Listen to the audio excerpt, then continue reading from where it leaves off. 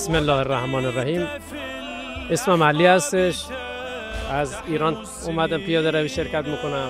این مسیر هستش که بزرگای ما بهمون یاد دادن، اهل بیت ما یاد دادن که بیایم مسیر شرکت کنیم و بیاد اسارت اسرای کربلا حضرت زینب سلام الله علیها، امام زین العابدین، امام سجاد، به قصد شفای دل اونها شرکت میکنیم که بدونیم چی کشیدن و تک تک قدم هامونو نظر رو به نیت ظهور آقا امام زمان انشالله برمیداریم.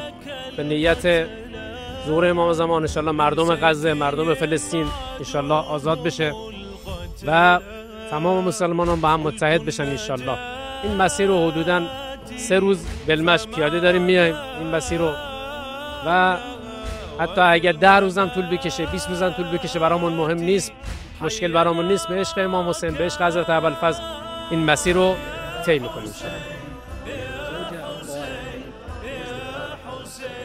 معمولا بیشتر ایرانیایی که میان بچه‌هاشون باهاشون هستن، با خانواده تشریف میارن، با همسراشون تشریف میارن، بچه‌هاشون، اطفالشون تشریف میارن و ما ظاهر از سن 90 سال 100 سال داریم تا بچه 1 ماهه و بچه 1 ساله. از مردم عراق، از ملت عراق تشکر میکنیم، شکرا جزیلا.